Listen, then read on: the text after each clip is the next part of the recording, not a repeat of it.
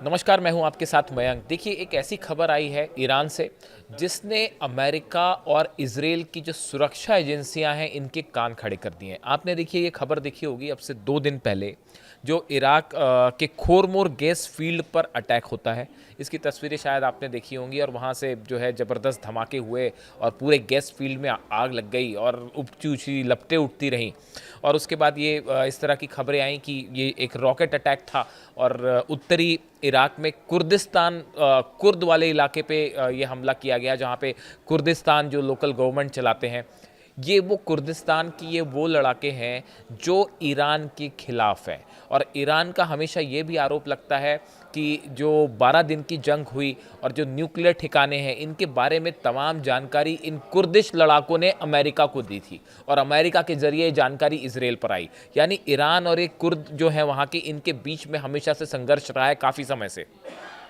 और ये जो स्ट्राइक्स हुई ये इस कुर्दिस्तान के इलाके में हुई जो कि बॉर्डर से, ईरान की बॉर्डर से सटे इलाके हैं। और यहाँ पे जो है एक बड़ी गैस फील्ड को नुकसान पहुँचाया गया, जहाँ पे जो है इस गैस फील्ड में अमेरिका का भी इन्वेस्ट किया हुआ है उसने।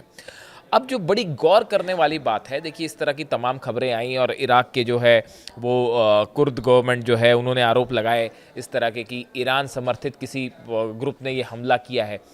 लेकिन अब इस तरह की खबरें भी मीडिया में चर्चा का मुद्दा बन गई हैं।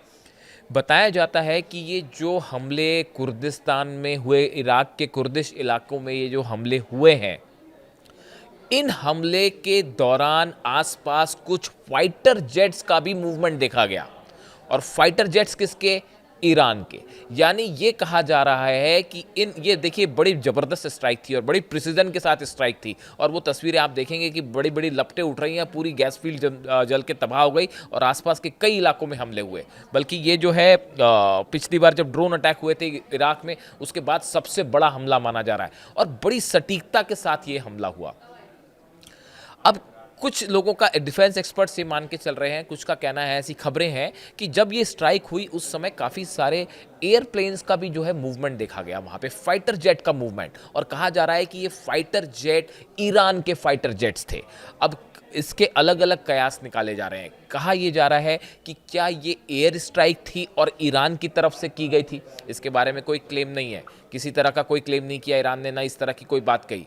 लेकिन इस तरह की बात चर्चा में है कि क्या ये ईरान ने एयर स्ट्राइक की थी, क्या ईरान ने अपनी एयर फोर्स की ताकत दिखाई है पूरी दुनिया को। देखिए ये खबर अहम क्यों हो जाती है।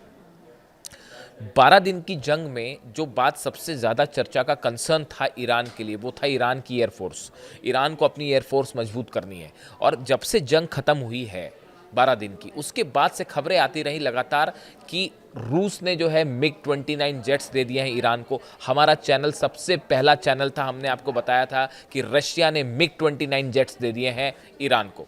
हमने आपको सबसे पहले ये बात बताई थी कि एक बड़ा कार्गो प्लेन ईरान पहुंचा है, जिसमें बताया जा रहा है कि सुखोई 35 Su-35 प्लेन के असेंबल पार्ट्स हो सकते हैं, जिन्हें असेंबल करके एक जेट में डेवलप कर लिया जाएगा ईरान में। यानी कि गुपचुप तरीके से जो है रूस ने जो है अपना सुखोई 35 जेट भी दे दिया है। इस तरह की खबरें हैं। J-10 चाइना का जो फाइटर जेट है उसको लेकर भी खबरें हैं, लेकिन अभी इसकी पूरी पुष्टि नहीं है। तो देखिए ये कहा जा रहा है, कुछ एयर एक्सपर्ट्स ये मान के चल रहे हैं कि ये जो नए प्लेन्स मिले हैं ईरान को, ईरान ने इसका एक प्रकार का टेस्ट किया। कुर्दिश जो उसके दुश्मन हैं उन इलाकों पे ईरान ने अपने नए फाइटर जेट से एयर स्ट्राइक करी। यह एक प्रकार की वॉर एक्सरसाइज थी, ये दिखाने की कोशिश थी। और खुद ईरान इस बात को देखना चाहता था कि उसके पायलट्स कितने प्रिसीजन के साथ स्ट्राइक कर सकते हैं, उसके जो नए फाइटर जेट्स आए हैं वो कितने सक्षम है। ऐसा कई सारे एक्सपर्ट्स का दावा है। देखिए मैं फिर रिपीट कर रहा हूँ, इसका भी कंफर्मेशन नहीं है, इसकी तरफ से ईरान ने कोई क्लेम किया हो ऐसा नहीं है, या किसी एजेंसी ने इसको जो है इसके बारे में कोई पुख्ता सबूत दिया हो ऐसा नहीं है। लेकिन ये चर्चा का मुद्दा बना हुआ है इंटरनेट पर, सोशल मीडिया में, खासकर एविएशन से जुड़े जो कि वॉर इंडस्ट्री है वो बड़े माइन्यूटली काम करती है कि देखिए जब भी कोई भी स्ट्राइक होती है उस स्ट्राइक के बाद उसमें क्या वेपन्स यूज़ हुए, कौन सी मिसाइल्स यूज़ हुई, वो आईसीबीएम थी या वो बैलिस्टिक मिसाइल थी, कौन सी टेक्नोलॉजी का परीक्षण हुआ है, जब भी कोई टेस्ट होता है तो ये तमाम चीज़ें चर्चा का मुद्दा बनती है। किसी भी फाइटर जेट से रिलेटेड कोई भी खबर आती है तो वो भी एक प्रकार से जो है एक डिफेंस इंडस्ट्री जो है उसको एनालाइज करने लगती है। अब ये कहा जा रहा है कि ये जो हमले हुए इराक के खोरमुर गैस फील्ड पर, ये जो है इसके दौरान ईरान के फाइटर जेट्स ने टेक ऑफ किया सीमा के पास। यानी क्या ये माना जाए कि ये हमले ईरान ने अपने फाइटर जेट से किए हैं? अगर ये हमले ईरान ने किए तो क्या ये संदेश था अमेरिका को और इजराइल को कि हमारी एयरफोर्स अब मजबूत है? क्या वाकई सुखोई 35 जेट्स का इस्तेमाल करना ईरान की एयरफोर्स ने शुरू कर दिया है? देखिए, अक्सर ऐसा होता है कि जब कोई कंट्री नए फाइटर जेट्स खरीदती है या उसके पास आते हैं तो उसके पायलट्स को उसकी ट्रेनिंग दी जाती है काफ़ी सारे, और आजकल इस तरह की खबरें बड़ी आम हैं तेहरान में। आप देखें, अक्सर वहाँ पे इस तरह की चर्चाएं हो रही हैं, लोग वीडियो पोस्ट कर रहे हैं कि हमने तेहरान के ऊपर से फाइटर जेट उड़ता देखा, और कई लोग तो जो थोड़ा बहुत जानते हैं वो इस तरह के भी दावे कर रहे हैं कि सुखोई 35 है। इस पिछले हफ्ते कई सारे वीडियो सोशल मीडिया में वायरल हुए जिसमें ईरान के लोगों ने ये कहा कि ये जो है सुखोई 35 रशियन जेट्स जो हैं वो ईरान आ गए, ऐसी मिग को लेकर भी। यानी कुल मिला के कहना मैं ये चाह रहा हूँ कि क्या ये ईरान के नए फाइटर जेट्स थे जिनका इस्तेमाल ये इराक में हुआ? अगर ऐसा है तो इसका बड़ा मतलब ये है कि ईरान की फाइटर प्लेन्स जो हैं वो एक वॉर के लिए तैयार मोड में बढ़ रहे हैं तेज़ी से, और आने वाले दिनों में अगर किसी तरह का हमला होता है तो इस बार हम देखेंगे कि 12 दिन की जंग में जैसे ईरान की एयरफोर्स से कमज़ोर कड़ी साबित हुई थी, इस बार शायद ऐसा ना हो। देखिए, ईरान ने इस मामले के बाद जब ये हमले हुए इराक पर, इसके बाद जो है इराक की तरफ से जो है वो अमेरिका से मदद मांगी गई।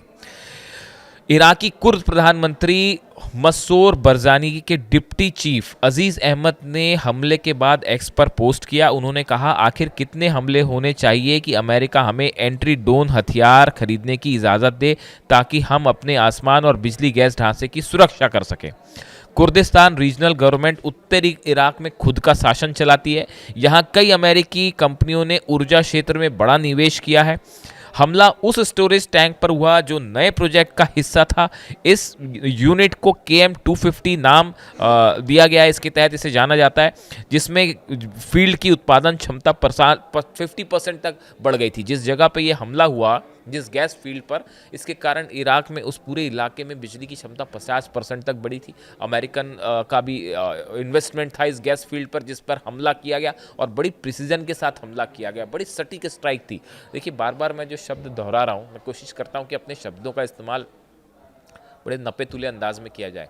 तो जब मैं बार बार ये कह रहा हूँ कि प्रिसीजन के साथ स्ट्राइक थी, सटीक स्ट्राइक थी, तो आप समझिए इस बात को कि ये एक फाइटर जेट से की गई स्ट्राइक होती है। देखिए, कई बार क्या होता है, जो रॉकेट स्ट्राइक्स होती हैं, जैसा कहा जाता है कि रॉकेट स्ट्राइक हुई, रॉकेट्स वाली जो स्ट्राइक होती हैं वो उतनी कई बार सटीक नहीं भी होती हैं, लेकिन जो एयर स्ट्राइक्स होती हैं, जो एयर फाइटर प्लेन से की जाती है, और खासकर अगर वो MiG-29 हो या सुखोई 35 हो, वो बड़ी सटीक एयर स्ट्राइक होती है। तो ये बड़ा मैटर करता है कि वो जिस प्रिसीजन के साथ इस पे हमला किया गया इस गैस फील्ड पर, और उसका वो टैंक स्टोरेज जो था, लिक्विड टैंक स्टोरेज एग्जैक्टली उसमें ब्लास्ट कर दिया गया, ठीक उस पर निशाना साधा गया।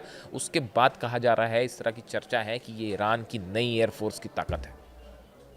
अब इसको लेकर देखिए, हम नज़रें बनाए हुए हैं इस खबर पर। अगर इससे रिलेटेड कोई वॉर इंडस्ट्री में कोई बड़ा डेवलपमेंट होता है और इसकी कोई कंफर्मेशन की खबर आती है पुख्ता, तो हम इसको खबर को आप तक डिटेल में पहुंचाएंगे कि क्या वाकई ऐसा हुआ। देखिए, ये बात तो साफ है कि ये बात ईरान भी मान के चल रहा है कि अली खामेनी साहब ने जब ये अनाउंसमेंट कर दिया है कि अमेरिका के साथ किसी तरह की कोई बात नहीं होगी, इस सूरत हाल में एक बार फिर जंग के बादल मंडराने लगे हैं, क्योंकि इस समस्या का जो है वो हल कोई है नहीं। जो न्यूक्लियर टॉक्स को लेकर जो डेडलॉक है अमेरिका के साथ, ईरान झुकेगा नहीं, चाहे आप कुछ कर लें, वो बात नहीं मानेगा ईरान, अब झुकने के लिए तैयार नहीं है। ऐसी सिचुएशन में कई सारे एक्सपर्ट्स ये कहते हैं कि एक बार फिर जंग वाली स्थिति बन सकती है, और इसी स्थिति के लिए ईरान ने अपनी जितने वीक पॉइंट्स थे उसको तेज़ी से मजबूत कर रहे हैं ईरान।